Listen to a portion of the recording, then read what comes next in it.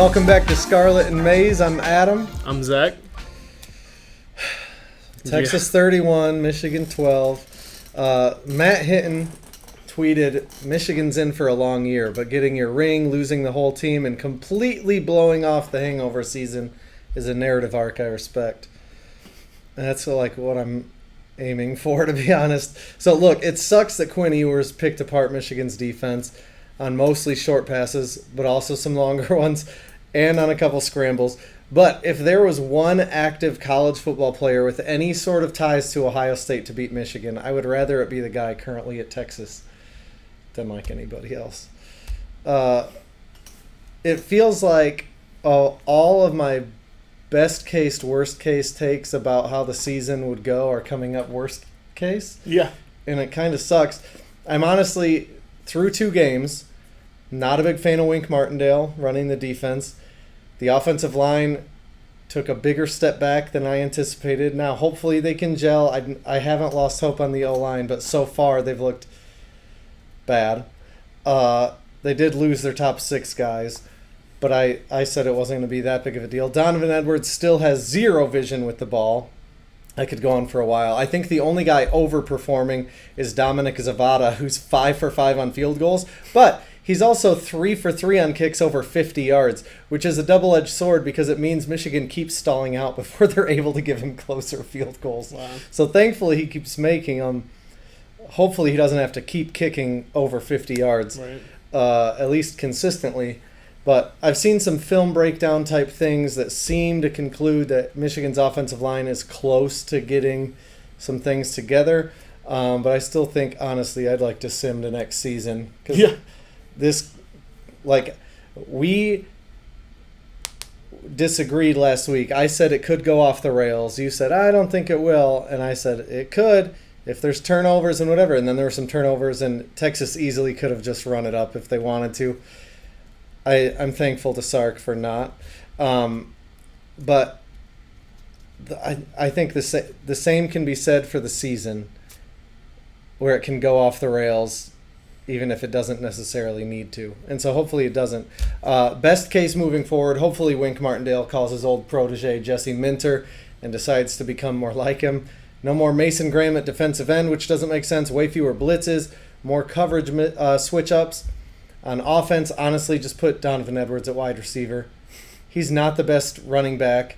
He might be the best receiver on the team. So, like, put him somewhere that he can change the defense and might be able to make a bigger impact. Run the ball with Kalel Mullings and the younger guys. I thought Benjamin Hall looked good in his few carries.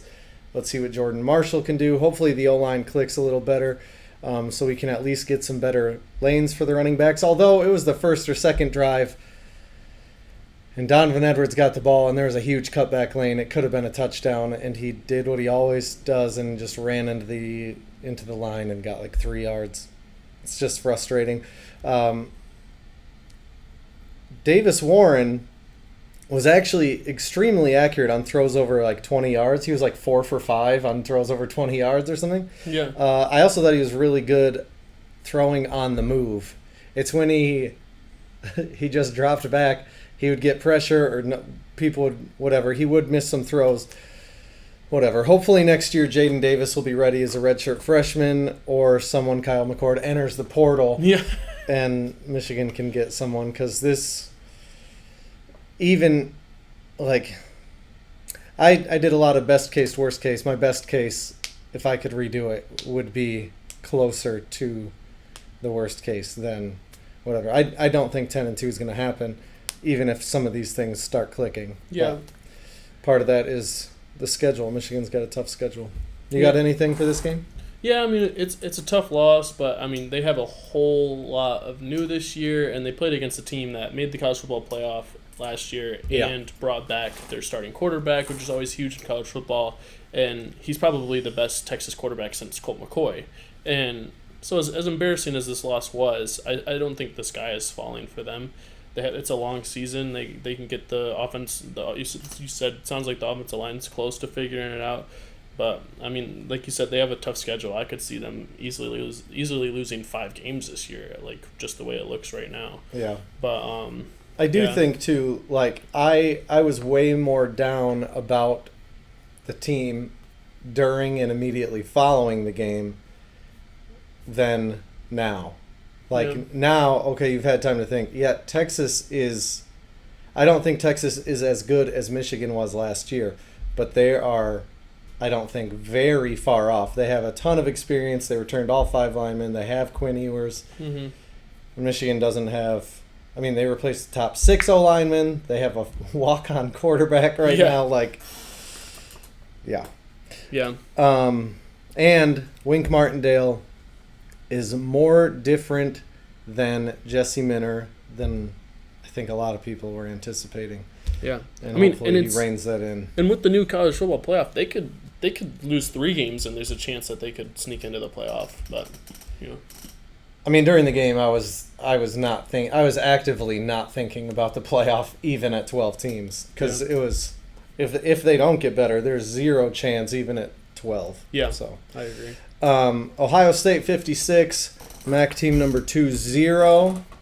Yeah, Ohio State really dominated this one. I loved the way that just the teams looked great all around. It's hard for me to pick out like different areas where I've been like more impressed or less impressed, and it's nice.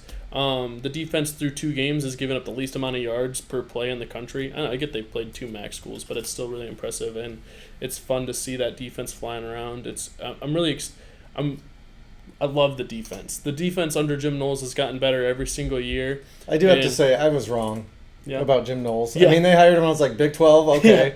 And they have gotten better each year, and their defense is actually legit now. They still got to show up in the big games, and we'll see if that happens. That's been the issue the last 2 years is that they've played well under Jim Knowles and have gotten better every year, but we hadn't really seen it translate against those big games, like still giving up 30 points to Michigan last year in that big game. But yeah, I mean, I heard that a lot.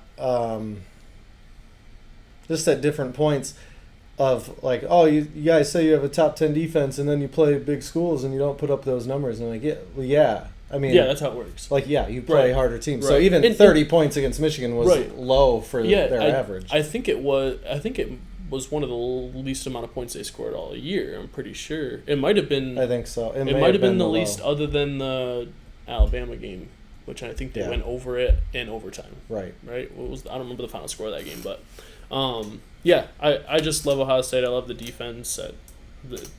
Jeremiah Smith getting another touchdown. That was awesome. Him just taking off on it. Did you say on here that he's Geno Smith's nephew? No, it was something I actually forgot about, and that's something I should have brought up. I don't even have it on my notes, but yeah, did you see the quote from him recently that he thinks he could be the greatest receiver of all time? It's kind of awesome. I mean, it is. Geno Smith is also.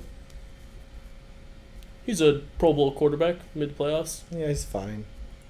I mean, like if Peyton Manning said it, I'd be like, oh, okay. Right. But I still think like Geno Smith's still really, really credible as far as like football goes. I think he's had a really impressive career. The way he had a starting job, other than was a backup for years, right, and worked his way back into a starting job and took that team to the playoffs. And yeah, he's done well. He's done well since getting a new starting job. Yeah. Do you have anything else about this game? No, that's it, yeah. Yeah. Ohio State with their biggest program win since October 21st, 2023, when they beat Penn State at home by 1 score. Well-deserved break this week. Got to rest up to get ready for the showdown with Marshall next week. I get to it later, but it's my thing. Yeah. On to the pick standing. So you got the bonus point again. However, I'm leading. So I went 12-3. You went 12-4. Would have been 11-4, but you got the bonus point. So I'm at 84.84%. You're at 82.86%. So hopefully that continues. Especially, it would be good for me to win that after this year, I think, if that's coming. Yeah. One step further take. Mine, I already touched on this, which I didn't mean to, I guess, but Michigan could lose 4 or 5 games this year if their offense does not have massive improvements. Yeah, just looking at it like 7-5, that's kind of crazy to think about after the last few years. If their defense doesn't improve too. Yeah. They don't look in a position to keep them in games that the offense is struggling. Yeah, but they're not going to play offenses like Texas every week. That's fair. Although, Aiden Childs seems like what was he'll that? throw bombs or picks, and I'm already getting some like PTSD things of like he's going to go like 30 for 30 against Michigan to Ricky White. Yeah, and their true freshman wide receivers looks very good too. Yeah. His name Nick Marsh or whatever. My one step further take is from J.D. Peichel. Hindsight is 2020, but Kyle McCord to Michigan this past portal season was the story arc we missed out on. Yeah. Yeah, that would have been kind of awesome. Look, he probably hates Michigan, but he probably doesn't have warm and fuzzy feelings about Ohio State. Right. And so maybe his Ohio State hate is more than his Michigan hate now. And maybe he'll come back and that'd be wild. Get on a bigger stage again. He has had a very good start to his career at Syracuse. And some props to him for bouncing back after. I wish I could say Michigan has better receivers than them, so he should come. I will make it clear that like he was not ran out of town. Maybe by the fans, but like at least what the word is that they wanted there to be a competition, and he didn't want to do that, so he wanted to bounce. So, I mean, I think a lot of guys who started the entire year, and it's not like he lit it up, but he did solid. Right, had right. one loss in the race. Like, right, yeah. I think a lot of people would be pissed about it. Well, and there were games that he looked like he did the last two for Syracuse. I don't know. I said Syracuse. Syracuse. We should start saying it like that all the time. But he looked like that at Ohio State at times last year too. But I mean, against lesser opponents. But yeah. Big Ten takeaways. Yeah. Big Ten takeaways. I got two. So I'll do one, then you can do one, then I can do one. Washington isn't as good as I thought, but I still think they'll knock someone off that's ranked. Right. What do you got? I know Ohio State has only played 2 MAC teams so far, but Ohio State looks head and shoulders better than everyone else in the Big Ten. Oregon, this is my second one. Oregon might actually just suck. Despite the box scores. Yeah. Which they had another week of like Dylan Gabriel looked really good in the box score, and then they struggled really good. Yeah, and the thing with Oregon is like they lost to Washington. Their only 2 losses last year were both to Washington, right. and that was a team that I was never fully sold on. Like I picked them to beat Michigan and wanted them to beat Michigan. I don't even know if I did pick. I assume I picked them to beat Michigan partly because bias and all that, but I never was really sold on Washington as a team last year, and they lost to them twice last year, and that was both their only losses. And then just playing in the Pac-12, like, I just didn't get the hype coming into this year coming from Oregon. But yeah, I feel like if I looked at the box scores without the score, I would buy more into them now. Yeah, because honestly, Dylan Gabriel was like. I'm not the biggest fan of him. I know I picked him to like win the Heisman, but part of that was if Oregon wins a ton of games, and he's looked really good. So he still could easily win the Heisman. They've had a weird start to the season. Yeah, although they Boise State, I will in their defense, Boise State I think is a solid team. I think I said it last week that a lot of people were picking them to be the non-Power 4 team to make the playoffs, and they have a Heisman contender running back that, like, some people have even said this is the Heisman frontrunner through 2 weeks. But yeah. Onto the rapid-fire turd pile. Central Michigan at Illinois. How about Burt again, man? Yeah. They got a big win last week. Crazy. Illinois. Yeah, I got Illinois. There are a couple of games here. It would be the most Illinois thing to lose this Big Ten. It would be the most Big Ten West thing for Illinois to lose to Central Michigan. Yeah. To beat the ranked team, yeah. There are a couple of games here that featuring former Pac-12 schools that almost could be in the varsity games, but because they're against current Pac-12 schools, cannot be. The first is Oregon at Oregon State. Great that Oregon's only favored by 14. I got Oregon by like 3. Yeah, I got Oregon here. I think they'll cover. Dude, who knows? They've been such a weird team this year, but yeah. And then the other one, Washington State at Washington. Washington. Yeah, I got Washington. I'm surprised it's only Washington by 4, but whatever. Every time I've said that, I've looked dumb. So, Notre Dame favored by 12.5 against Purdue at Purdue at Notre Dame. Yeah, what a tough game to follow up that NIU loss. You got, Purdue's coming off a bye, and Hudson Card was 24 of 25 in the first game. I mean, it was some trash school, but yeah, he looked really good in their first game. I think that's a tough game, but I still got Notre Dame. I've asked you on here how many times or what needs to be done for Ryan Day to keep his job.